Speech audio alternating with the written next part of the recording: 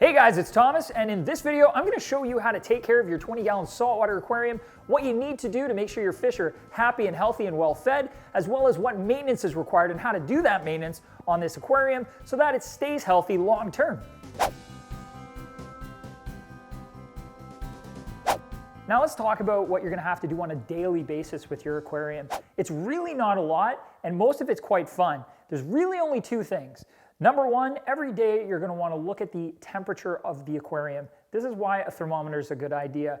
Basically, it's a good way to make sure that you know that your heater's working and that there are no temperature fluctuations happening within the aquarium that could cause the fish to get sick, which you would never want. So having a quick look at that thermometer is your instant way of knowing that the tank temperature is stable. Number two, and the most fun part, feeding your fish. Everybody wants to feed the fish. Feeding the fish is the way that we as aquarists can interact with our aquarium. You might be wondering what kind of food you're supposed to feed your small saltwater aquarium, and the answer is a saltwater or marine geared food.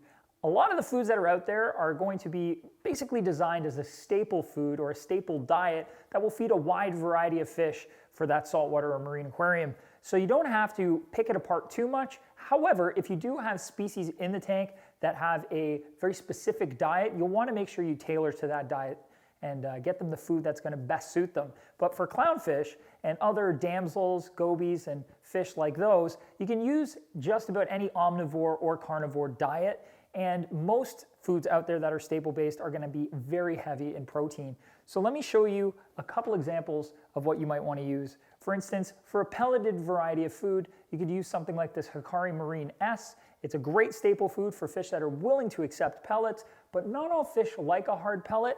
So in that case, we recommend trying something like this Cobalt Marine flake food. Now, when feeding the tank, you want to make sure you don't feed too much. A general rule of thumb is you want to feed everything that fish or pair of fish or whatever fish are in there can eat within 3 minutes. So if 3 minutes has elapsed and there's still food in the aquarium, you're going to want to feed less next time and make sure you remove that excess food from the tank.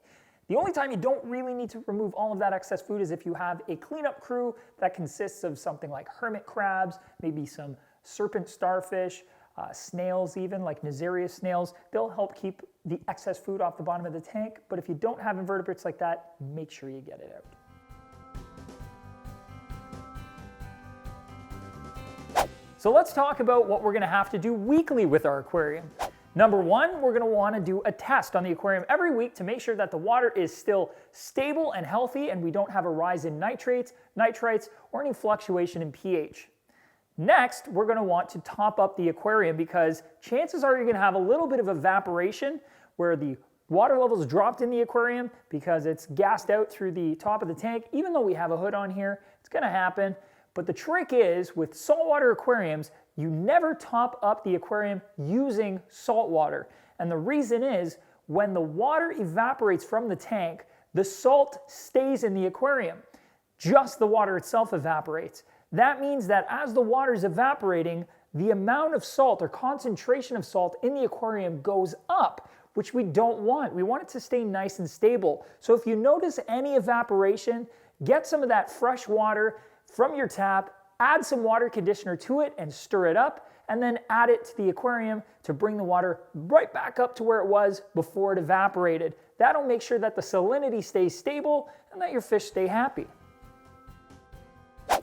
Let's talk about what we're going to have to do every 2 weeks or so with our aquarium. That's going to include cleaning any algae that may have built up on the inside of the glass, as well as doing a water change, which you definitely want to do at least once every 2 weeks, or as often as necessary based on the tests that you do every week on the aquarium. But before you go ahead and do that water change, it's really important that you mix up some salt water in advance. So what are you going to need to mix your own salt water at home? Number one, you're going to need an aquarium-safe and fish-safe bucket that you've never used for anything other than your aquarium. Next, you're going to want some synthetic marine salt for aquarium use. We trust Instant Ocean. It's a great brand. It's used by professional aquarists and public aquariums all over the world. And you want to make sure you use a synthetic marine salt because table salt or any other kind of ionized salt is terribly dangerous for your fish, so never use it. Next, you're going to want a hydrometer or a refractometer. This hydrometer here is going to essentially tell you how much salt you've put in your water so you can make sure that it's at the perfect concentration for your aquarium. Next, you're going to want a way to mix that up. So you can use a net like this one to stir it in, or you can do it the lazy way, which is the way I do it, and use a power head like this MaxiJet 400 so it does all the stirring for you and speeds up the process a bit. Next, you're going to want to make sure you have a way to make your tap water safe for your fish. This stuff right here, this Seachem Prime water conditioner, that is going to do that for you. You add that following the instructions on the back to your bucket of water, and it will take all the nasties from that tap water and make them safe for your tank. And also a set of measuring cups for measuring out the salt from the box to the bucket is always a good idea. Again, best off to buy a set of measuring cups for your aquarium so you're not using stuff that's ever had soap on it previously. And last but not least, having a towel on hand is great. Make sure you have one before you start the process. That way, if you do spill water, you're not running around the house trying to find the towel that you don't mind using to clean up that water. First, we're gonna bring in our bucket of fresh tap water, make sure our towel's ready, and next we're gonna grab the water conditioner, make sure we're reading the instructions on the back so we dose it properly. We like to use Seachem Prime because it's a fantastic water conditioner for using tap water with saltwater aquariums. Measure out the exact amount we need and just get it in there. Next, you can use a net to stir, like this one right here. Or if you want to do things the quick and lazy way, like I like to do them, you can go ahead and grab that power head and get it set up inside the bucket and plugged into the wall.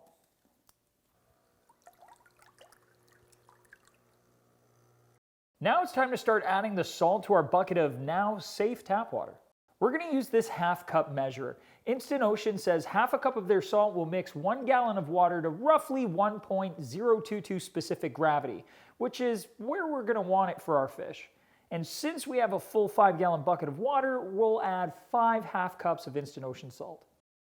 First, open the box. You'll see an inner bag. Just cut that open. Make sure you leave enough bag left that you can close it afterwards so the salt doesn't get all hard on you. And make sure your scoops are level. Now add the salt slowly, just like this, so that it's mixed in thoroughly and doesn't create any splashes.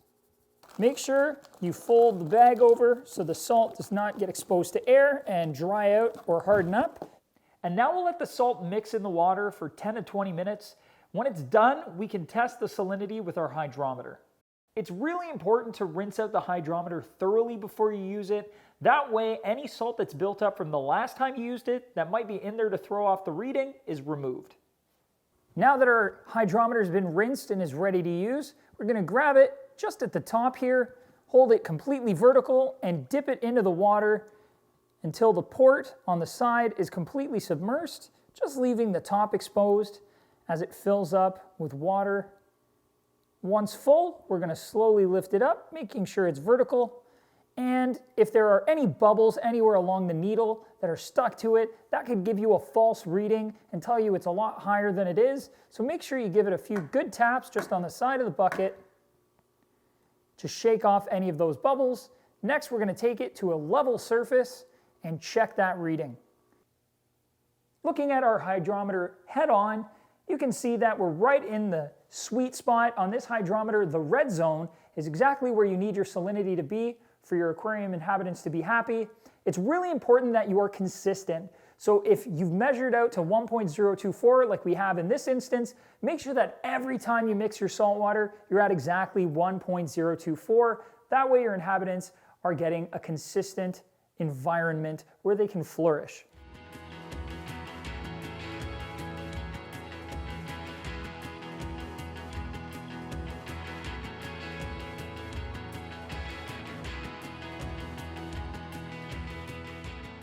All right, now the water is exactly where it needs to be in terms of salinity. We're gonna leave the pump in it for now to circulate the water and keep it oxygenated, and we'll just keep the bucket off to the side for now. Now that we've got our salt water pre-mixed and ready to go, or perhaps we've just purchased some salt water that's pre-mixed in jugs, we're ready to start doing the maintenance on the aquarium and get the water change done. And where we're going to start with that is we're first going to unplug any unnecessary equipment so that it's not running. For instance, your filter and heater, you don't want to drain the water in the tank and expose them to air and potentially ruin them. So unplugging them is the safest thing to do.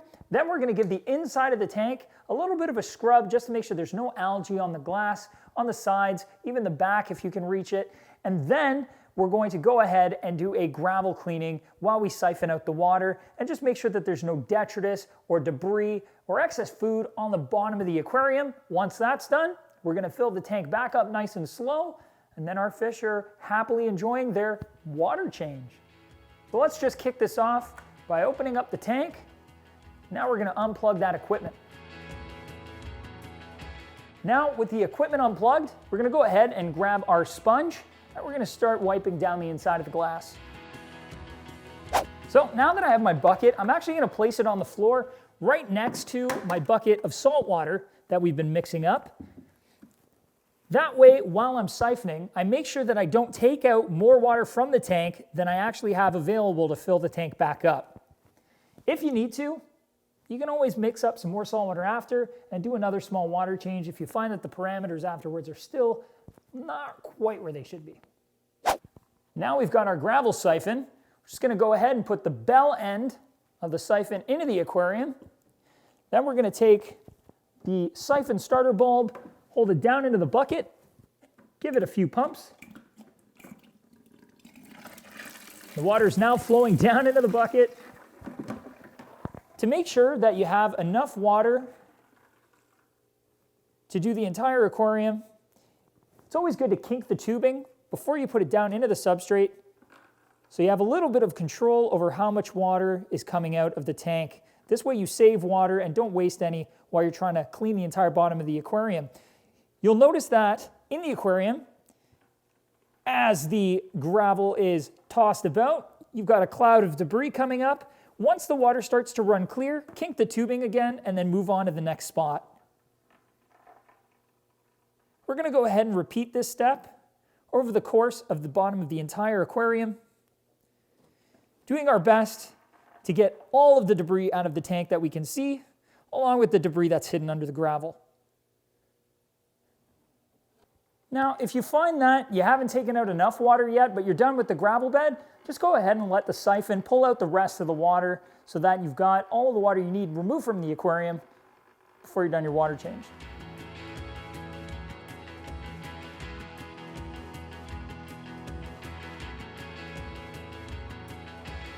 Looks like we've removed exactly the amount of water we need to for this water change. We're going to allow the rest of the water that's trapped in the siphon to drain down into the bucket. Perfect. Next, I'm just going to go ahead and get this bucket and move it out of the way. Make sure you lift with your legs and not with your back. Now, before we go ahead and refill this tank, I'm going to go ahead and put the ornaments back in, and then we're going to fill it back up, because if I don't have to get soaking wet up to my elbows, I'm going to avoid it. Don't forget to wipe up any splashes with your towel as soon as they happen. You don't want salt water sitting on your wooden stand or your floors or anywhere else. Next, it's time to unplug this power head. We're going to go ahead and pull it out of the bucket and set it aside.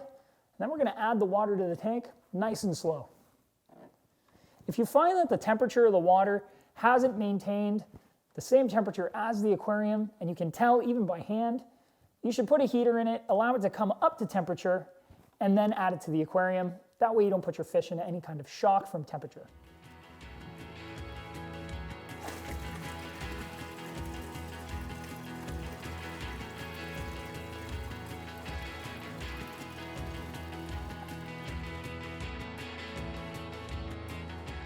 Now you may notice that the tank's a little bit cloudy right after doing some maintenance. That is perfectly normal. Once the filter's plugged back in, it'll be able to pick up any unsettled debris and pull it into the filter where it can be removed. And also, you can add some extra biomagnet clarifier if you'd like it to have that crystal clear look sooner than later. Now that we're done with our water change and we've made sure that there's no water anywhere around the tank, on the equipment or anything like that, we're going to go ahead and take this equipment to the sink and rinse it off with fresh water. It's never good to leave salt water sitting on your equipment to dry. Salt is not the greatest thing ever, so let's go rinse it off. And those are the basics for maintaining and caring for your saltwater aquarium. You now know essentially everything you need to know to keep your saltwater friends in their environment happy and healthy. If you have any questions at all though, feel free to drop them down in the comments section below or reach out to us on social media like Facebook or Twitter, where we're happy to help you out. Don't forget to check out our channel and subscribe. We have new videos coming out every week.